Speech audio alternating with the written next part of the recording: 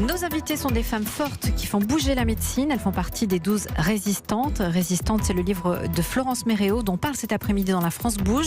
Si vous souhaitez leur envoyer un message, c'est possible via Twitter, #Europe 1. Vous pouvez également nous appeler au 39 21, Raphaël. Vous avez sans doute entendu parler de la dépakine. Ce médicament est un antiépileptique et c'est celui que vous avez commencé, Marine Martin, à prendre à l'âge de 6 ans. Bonjour. Bonjour. Merci d'être avec nous. Ce médicament, il est vital le matin, le soir pour vous? Exactement. C'est un traitement à vie. Oui, tout à fait. Sans ça, malheureusement, je peux faire une crise d'épilepsie et mourir en me tapant la tête contre le carrelage. Donc, j'ai pas le choix autre que celui de prendre un antiépileptique. Donc, voilà. Ce traitement, vous commencez à le prendre, vous avez 6 ans, et puis la vie passe, vous vous habituez à ce traitement. Un jour, vous apprenez que vous êtes enceinte de Salomé. On vous rassure, on vous dit qu'il n'y a pas de risque avec le traitement. Dès le début, on m'avait dit, si vous souhaitez avoir, enfin c'est ce qui avait marqué dans la notice, consultez votre médecin. Donc depuis toujours, j'avais posé la question, est-ce qu'il y a un problème à consommer ce médicament pendant la grossesse? On m'avait dit non, il n'y a qu'une malformation de la colonne vertébrale qu'on appelle spina bifida. Prenez de l'acide folique, de la vitamine 3 mois avant, 6 mois pendant et tout ira bien.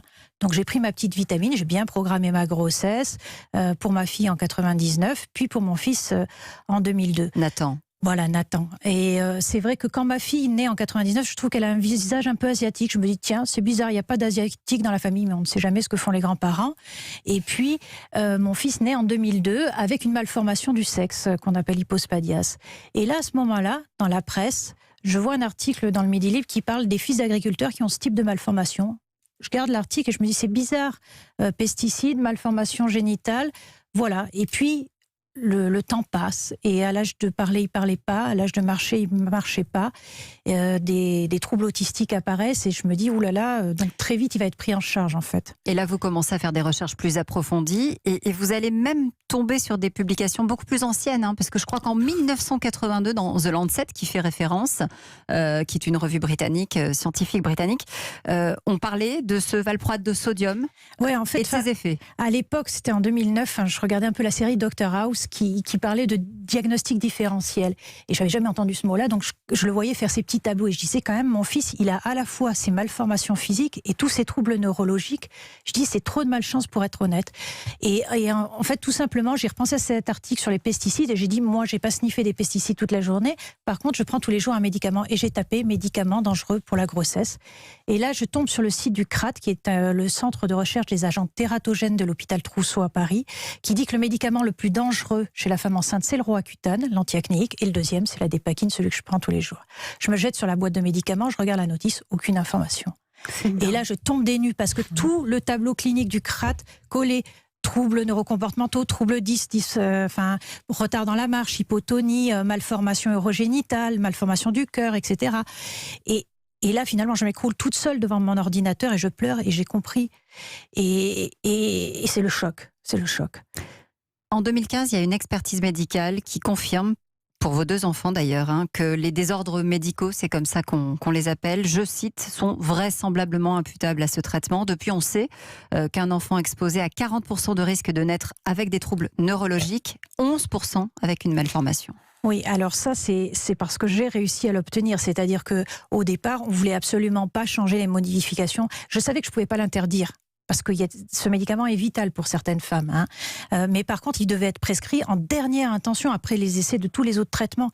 Et donc, avec mes homologues anglaises, parce que je vais découvrir qu'il y a une association en Grande-Bretagne qui existe, on va faire modifier les conditions de prescription au niveau européen. Donc, je vais me retrouver à l'Agence européenne du médicament à m'exprimer en anglais. J'étais pas forcément très très forte en anglais, mais bon, on s'y remet.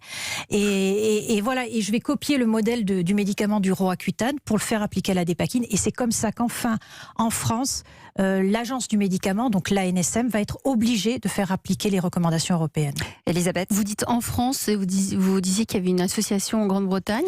Eux, ils avaient réagi bien longtemps avant ou c'est concomitant? Oui, en fait, l'association, je la découvre, elle existe depuis 1999, date de naissance de ma fille. Elle s'appelle l'OACS, donc moi j'ai essayé de traduire ce nom-là, et c'est devenu l'APESAC, l'association que j'ai créée.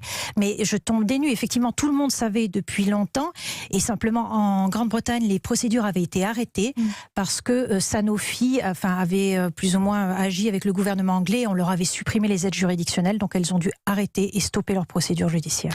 Notre coach Mercedes Serra qui vous écoute, qui vous regarde. Ah bah oui, qui est impressionné parce que c'est... Bah oui, parce que ça paraît incroyable qu'il n'y ait eu aucun élément indicateur, que même les gens qui vous soignaient disent pas attention, il y a quand même des risques, même quand c'est obligatoire, et qu'il faille porter un tel combat en anglais partout pour dire ça. Donc on est de plus en plus suspicieux et inquiets. Faut dénoncer les risques. On sait très bien qu'il y a des choses... En fait, c'est assez trivial, mais malheureusement, la dépakine, elle est prescrite pour l'épilepsie et la bipolarité. On est un marché extrêmement important. Il y a beaucoup de femmes qui ont été traitées avec ce médicament. C'était le médicament préféré des neurologues parce qu'il était ce qu'on appelle à spectre large. Donc, il soignait beaucoup d'épilepsies différentes. Ils l'adoraient. Donc, le problème, c'est qu'il a fait un effet secondaire très grave sur les grossesses. Donc, on a préféré taire un effet secondaire plutôt que de ruiner un marché commercial. Mais un effet secondaire important. Parce que là, parce les qu'aujourd'hui, pourcentages 30 à 40% Raphaël, d'enfants autistes. Donc ça fait plus de 30 ans qu'on rend les enfants autistes avec la dépakine. Elisabeth, je voudrais qu'on regarde un peu. Il y a aussi pas mal d'autres médicaments qui ont été retirés du marché. Oui, alors j'en ai retenu quelques-uns. Évidemment, il y a eu le Levothyrox jusqu'en 2017. 3 millions d'utilisateurs le passaient. Dans le trio de tête des médicaments les plus prescrits en France, ce Levothyrox, c'est pour remplacer les hormones thyroïdiennes. Aujourd'hui, 2,5 millions de personnes en prennent, essentiellement des femmes. Et en septembre 2017, une polémique éclate parce que la formule initiale du Levothyrox change et les patientes connaissent de nombreux effets indésirables avec cette nouvelle formule et souhaitent le retour de l'ancien.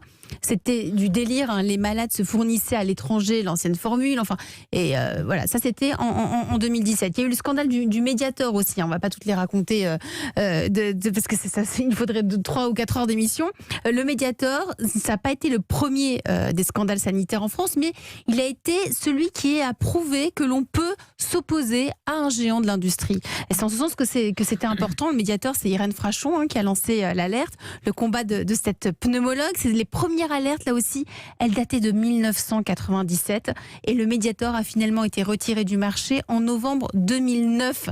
Médicament aussi détourné de sa fonction initiale. Et puis le scandale du Distilbène, il a été prescrit, ce médicament, entre 1948 et 1977 pour éviter les fausses couches.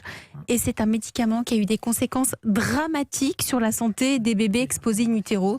En 30 ans, 200 000 femmes enceintes auraient reçu ce médicament et 160 000 enfants sont nés de cette grossesse.